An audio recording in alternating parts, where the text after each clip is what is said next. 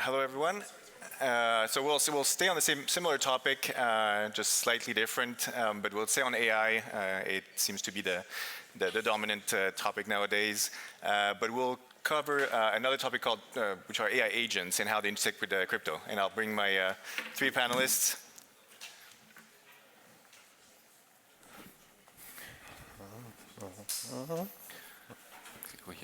Yes. So it's not going to surprise anybody if I tell you that for the last 3 years, basically since ChatGPT has come about, AI has been, LLMs has been one of the only topics that are being talked about, and crypto is not immune. The first time I really saw that was only like a few weeks after the launch of ChatGPT. In my activities as an investor, I do a bunch of those panels where I'm one of the panelists, and one of with only investors and crypto investors in particular. And one of the questions that is always customary to ask is what is a brand new topic that you're looking at very intently and making investment at the moment. I'd say as soon as December 2022, so only 2 months after the launch of ChatGPT, everybody was saying, oh, we look at the intersection of crypto and AI.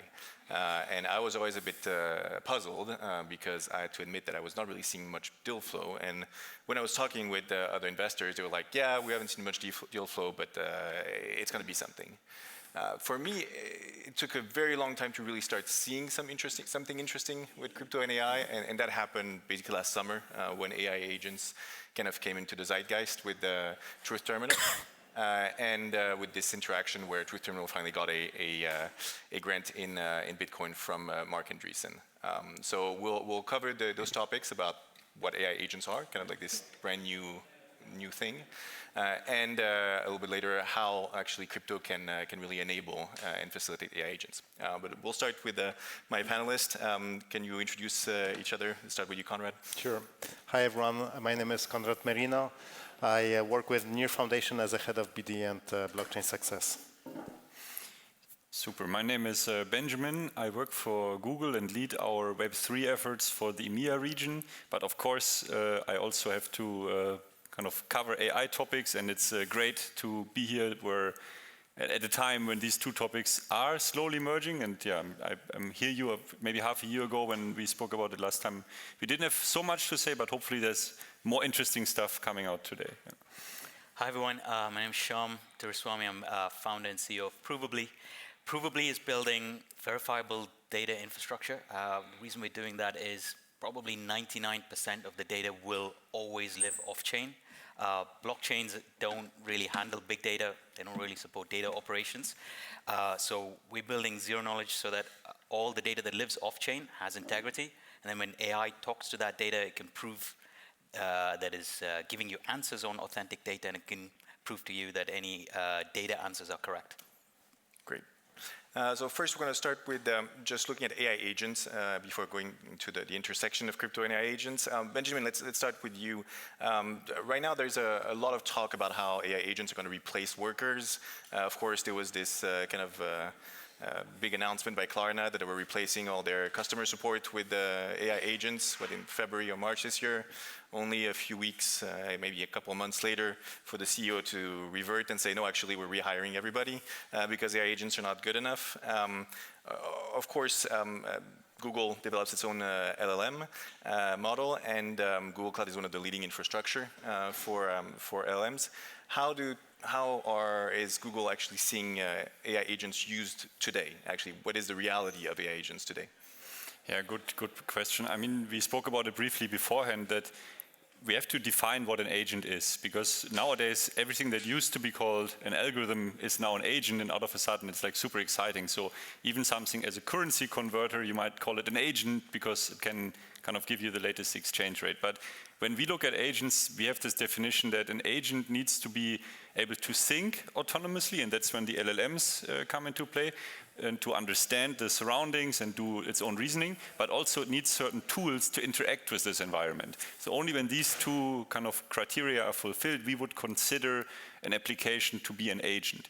And if you look at agents from this definition, Google itself, like for our own products, we have a bit of a history on trying to get there and provide these agents. If you look at on the consumer side at what Google Home can do, or the Google Assistant on the Android phones, and I don't want to comment on the quality of these agents, but I think we have reached definitely like a new level now. And one project that Google is working on is, or like maybe two to highlight, one would be like an agent that can do research for you online to kind of do autonomous tasks in your browser kind of, and you can follow along and you can watch it, which is an important element as well when it comes to understanding AI.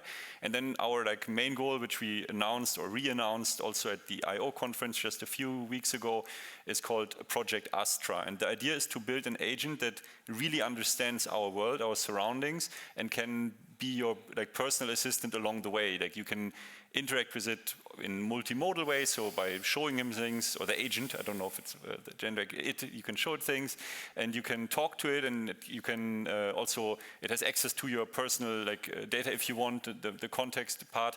So I think this is what we are doing, and then the last piece is, of course, if you want to use our infrastructure, as you mentioned, and get access to our LLMs to build your own agent. And we have like certain tools, but in kind of what type of agents are we seeing? Yes, support, that's a big topic, and for good reason, because also working in support, some of the tasks can be repetitive. It might make sense for both sides to have an agent there, but then it goes further. It goes to creative agents that can create content and publish the content and moderate the content. But these are, I think, some general fields where we see agents being active. Yeah. Thanks. So, Konrad, the LLMs are evolving very fast. I mean, we're all surprised by just the evolution. Every month we seem to see a new groundbreaking feature on LLMs. So even though AI agents might not be, adopted and fully ready at the moment, where do you see this? We know that's going to evolve and get better and better. Where do you see AI agents being used in, let's say, 5 years? Mm-hmm. Well, our vision at NEAR is that we believe that AI agents will eat the world. So you can imagine every SaaS business being completely disrupted by the agents that would not only run the operations of these businesses, but also interface with the customer. So we believe that the way we interface the internet is going to be dramatically changed in the next 5 to 10 years, where instead of having a static website, you will have an AI agent to whom you'll be able to speak and communicate to get the information and realize the tasks that you wish. And in order to do it, at NEAR, we believe that these agents need to be autonomous, right? And in order to facilitate it, we believe that we need to power these agents with tools that would enable them this autonomy. So one of these very exciting use cases that we're building towards is enable them to transact and communicate between each other on our blockchain, because I think everyone is kind of afraid of these dystopian futures where we will have no control over where our data is going, where these agents are sitting. Are they on some centralized cloud owned by Elon Musk or by our friends of Google, etc. So we're building towards the infrastructure that is fully decentralized and where the autonomous agents can really execute everyday tasks. So coming back to your question around use cases, every human actions will be replaced by agents, and we like to call not agents, but assistants. So they will be the assistants for humanity. Shyam, there is so I do talk with a lot of security company, like internet security company, and there is a fascination for them because the way LLMs work, in particular, and agents, of course, as a derivative, are a brand new way of hacking systems. How do you feel what are the risks of the way agents are deployed today? And maybe what are some of the easily avoidable mistakes that can be made when deploying an AI agent today? So probably November last year, we saw the release of MCP, Model Context Protocol, right? So I think that is, it's completely changed the game. I mean, the talk today is about self-driving economy, blockchain, and AI agents. I think automation, an agentic web, and that automation is starting to happen. And now the question is like, when does blockchain come in, and where are the risks, and what are we trying to protect from? Just to kind of like level set, MCP is basically allowing every application, every database to become AI friendly. So an AI can talk to all type of endpoints that it couldn't talk to before. Before it was APIs and there were restrictions to accessing those APIs. Now the AI can read the MCP and it can talk to it. And then there's Google working on agent-to-agent frameworks, and then Microsoft is also backing NL Web. So, Web 2 is going towards AI. It's basically stitching the world together, and as Konrad said, it's eating the world. The thing is, risks hasn't emerged so much. It's there, like it's filled with risks, but it's us humans who are using it every day, and we don't have the patience to do verification. Like we kind of verify by just checking on the internet. Mm-hmm. So things that are public can be verified.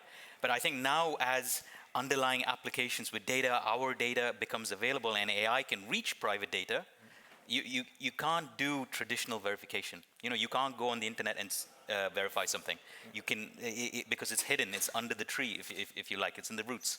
So now we're getting to a stage where when AI performs actions on private data, this is where you really want to verify it. And the reason is simple. Traditional computing, it's like machines, like 1 + 1 is 2, and you ask it 1,000,000 times, it'll always say 2, right? Because they are deterministic. AI or LLM models, the way they work, they are non-deterministic. It can get confused easily, it can hallucinate, and it just has a nature to invent answers or give you answers that look plausible. So then when you think about lots of agents, they are solving a problem together, you can easily get into this Chinese whispers scenario where one accidentally passes the wrong information and it just goes on. Now, if you're on Near and you have a common shared ledger, they can verify. But what if that ledger doesn't exist, or as I said earlier, 99% of the world's data is off-chain? How do you verify?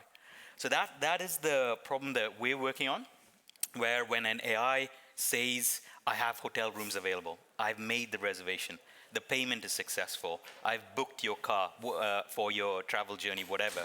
Every time it says that, it can actually give you a little zero-knowledge proof that not a human doesn't verify it. Another agent will verify it.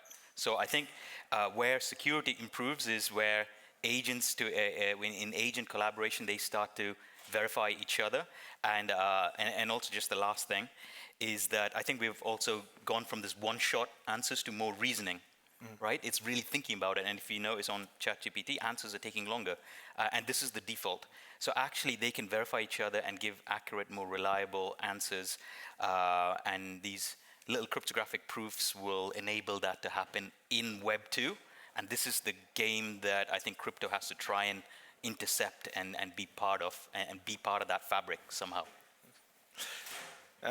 Let's dig a bit deeper into this idea of how blockchain can help AI agents. Konrad, Near is the self-proclaimed blockchain for AI. Could you, you've already touched upon it a little bit, but can you give us like some of the examples of the tools that you provide, or how you can support the ecosystem, the AI agent ecosystem? Sure, I think we are not only self-proclaimed, but we are building towards becoming the blockchain for AI. And fun fact is actually Near story started at Google, where our founder Ilya Polosukin was leading one of the R&D departments there, and co-wrote with other Google employees this famous paper, Attention is All You Need, that laid out the foundation for transformers that are powering ChatGPT and the generative AI. But history aside, I think currently we went through this journey where we built our blockchain infrastructure that is super scalable, right? So Near is a sharded blockchain that enables infinite scalability, because we can add shards as the number of transactions grows. Because we believe that if the agents will take over the world, they will not be able to open an account at UBS or Credit Suisse, or which doesn't exist anymore. But they will they will need a wallet, right, to make all these transactions. So we have built the framework that enables communication and transactions on our blockchain for the AI agents that we call AATP. On top of this, we believe in interoperability. So our agents that we already have on the blockchain and are powering some of our apps are able to swap not only different assets using the near blockchain, but also doing cross-chain transactions in multiple other blockchains, right? So we are building the infrastructure to enable this economic layer for the AI agents. Yes. So maybe a follow-up question on this. There's always those discussions about how the Terminator hypothesis. We're going to have Skynet that overtakes the world. It scares some people so much that they actually want to prevent agents or LMs to be able to own things. Really want like a law that prescribes it. Is near building the tools for the LLMs to take over the world and dominate the human race? Well, I think we're building the reverse. So our like product strategy is divided in the agent, right? So we want them to be autonomous. We want them to basically serve you better, do transactions on your behalf. But also we're building the infrastructure to keep them under control, right? So we're building a trusted execution environment. So these agents live within the private cloud that users and developer control. Because currently in the current infrastructure, we're relying on the Web2 infra to power all these agents, right? And this Web2 infra, of course, is very robust, very powerful, but it's centralized. So you don't know when you're using ChatGPT where your data is going to what purposes it's going to be used. Whereas with the private cloud environment that would be then potentially distributed on the blockchain, there is some degree of privacy and protection that would like to ensure to the users of these agents. Right, great. Benjamin, since we talk about infrastructure, you work on the Web3 side of things at Google Cloud, however, even though we work on the Web3 side, Google is still a centralized company. Can you give us a kind of a rundown of where you believe decentralization can improve AI agents and where it just doesn't cut it? Yeah, as you mentioned, like we are in the business of, like Google Cloud specifically is in the business of providing infrastructure for much what you can do in the Web 2, but of course we're not going to stand still. So with these emerging technologies as like blockchain or agents, we also want to like help building those applications. And I don't even have to be here anymore because you already mentioned that agent to agent is a protocol that we have been co-developing with a whole alliance of like I think 50 or 60 organizations, which will allow agents like to communicate with each other. It kind of sets the rules like similar to HTTP, which allows like the internet communication to have a certain framework. That also these agents need to have defined like rails. And when it comes to your question, where do we see these things come together? From an infrastructure perspective, Konrad already mentioned that agents might want to have access to wallet and payment systems. So even when it's clearly defined how they can communicate with each other, this still needs to technically be enabled, that agents can transact with each other or even reward each other for helping each other. And I think none of us would claim that there's only the one blockchain to rule them all, but the one little piece that we are also adding to the puzzle is that we announced quite recently a ledger for cross-border payments. It's called Google Cloud Universal Ledger. I'll be talking more about it tomorrow. If you're interested, come and come to my talk. But one of the use cases that we see, and I think why I'm bringing this up, is that an organization as large as Google also believes in this use case, as you described it, that the traditional payment systems do not support what agents will need to be doing. Like, for good or bad, I don't want to judge, but currently to open a bank account can be a challenge, and even more so if you are less human than maybe us. So I think this is something we as an organization also share, this kind of idea that blockchain can be a way to solve it. I think that's kind of a good way to conclude. Yeah. Right. You talked also about interoperability. It seems to be like a key topic here. How do you? So I guess you still see a world with many different blockchains, or do you see at some point a need to have like at least this part of the infrastructure run on a single blockchain? I mean, I can't tell you, like I don't have an answer. If I had, I would also be happy to share it. But I think from generally how, if you look how Google approaches things, we believe in choice, like on many levels. And I think also for agents, it's good to have choices, like how they want to communicate, but also how they want to transact with each other. And to your point, I was just thinking when you were talked about how in our current world, when we do human-human interactions, trust does play a role. Like often things happen based on recommendations, or your first impression of someone, and of course there's all these elements like how they dress, where you meet them, but even when it comes to, let's say, less personal decisions, I was just thinking of this example when you are out on vacation, you don't know the place, and you stroll through like this street of restaurants. Okay, you can look at Google Maps and like ratings and hard facts, but if I see there's nobody else sitting in the restaurant, I might just keep walking and don't end up there. And this is this like, it's not measurable, like it's just this like trust piece where your intuition comes to play. And I feel like for agents, they will probably lack this piece, and that's where we need zero knowledge proof and these like technologies to kind of compensate for that. And I can add something to that, and I was just mentioning off stage that there is going to be a working group like on what we're developing, new zero knowledge that works on big data, really fast, small proofs. It will be open source, and there is a group forming with Google, Facebook, whoever has data in which they can prove things to each other, and a zero knowledge standard is going to emerge. It's just starting, but it's not a coincidence that it's happening now. And players like us from crypto should be part of that conversation to share what we've been doing and what we can bring to that, so that when that new, when it starts to get adoption, probably, who are the people working on trust technologies? A lot of it is in crypto.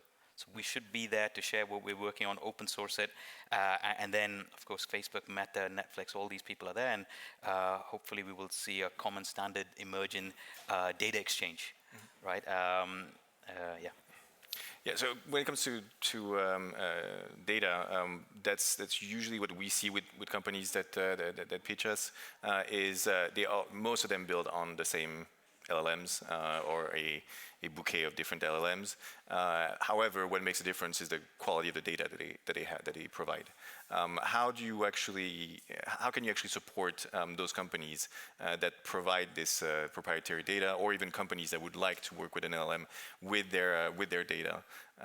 Can you actually help having an agent that's specialized or has an edge because it has proprietary data from a company or from a group of people? So we're building a single product, which is like a verifiable data infrastructure that someone can deploy to whether it's a blockchain or a database. They can deploy it in about 5 to 10 minutes.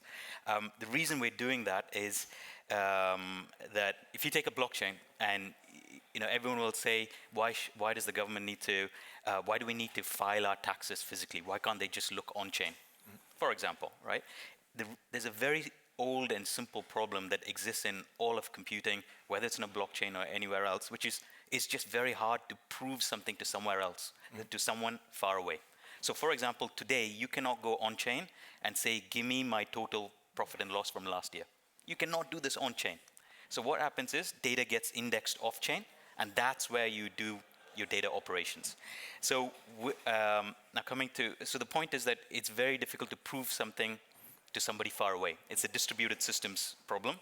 And that's why when two blockchains talk to each other, bridges often get hacked. That's the moment of attack, like or in oracles or bridges. So what we're doing is allowing, whether it's a blockchain or database, to become like a ledger. It can prove when was that data created, where did it come from, how was it used, the provenance and the lineage. So that's one side. And blockchains can already do it, but if you're a database, databases can do it as well. And then you can, or AI or a human or whoever can run these data calculations, and then they can give that to someone, and there's a ZK proof that they included all the data and the maths was done correctly, right? And so this kind of like really gets to the problem of like, even why do banks or whoever has data, they're filing things, but the audits are always manual, because the person on the other side doesn't understand if they've done the maths correctly, whether they've included all the relevant data. And now for AI, anytime AI does data operations, it can provide a proof that, let's say AI did its own research in, we're sitting in Rotkreuz, there's a lot of pharmaceutical companies here, it ran its own bio research for something, right? It did some research, it did some simulations. It can prove that how it created that data, where did it simulate it, how did it simulate it, and then it can reveal it all, or it can give those answers and show it did all the maths correctly, no hallucinations, and all the lineage behind it with a simple proof that someone can verify in milliseconds, and they don't have to run the whole verification all over again. They don't need access to all of that data. And that way, trust just becomes, in milliseconds faster. And this is aimed for AI agents doing these data calculations, or just regular enterprises proving things to each other. To finish, I'd like to consider just a more philosophical question about AI agents. The first time I heard kind of a funny story about AI agents was Olaf Carlson from Polychain, who was talking about how he imagined a day where the richest entity on Earth was a broken down Tesla that could not, on the side of the road, that could not drive anymore, but started to trade crypto or trade in order to just pay for electricity refill, and ended up becoming just like this independent, non-human entity that's the richest in the world. This to me opens kind of a debate as to, do we think AI agents are going to be like another amount of people, like another group of entities, another universe that lives next to us, or is it something that is always going to be more of an assistant?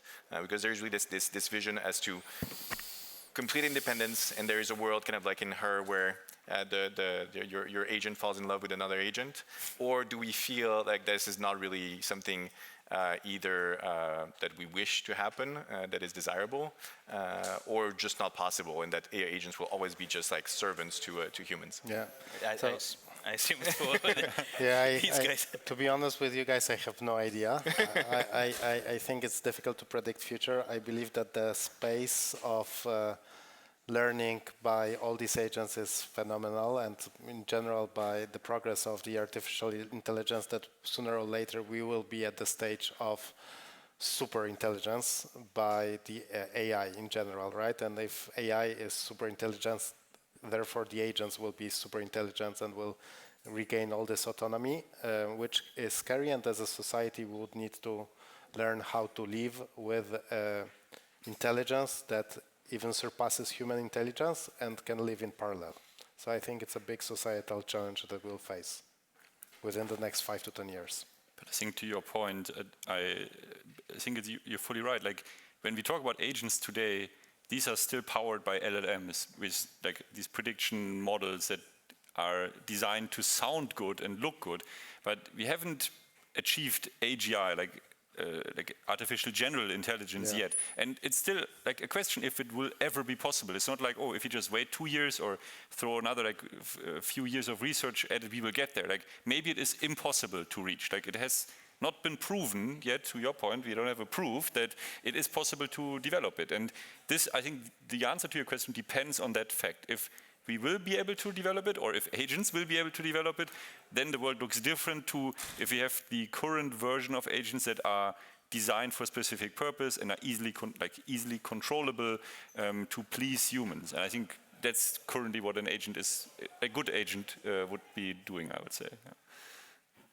I have no opinion on this. I mean, a day-to-day problem is it doesn't have the memory. Like you can have a conversation with an AI agent in one chat, and then when you go somewhere else, it can't even take its memory and context to the next conversation. So I think we have a lot of work to do for it to retain or have the shared context, and then go from there to start thinking for itself and persisting that.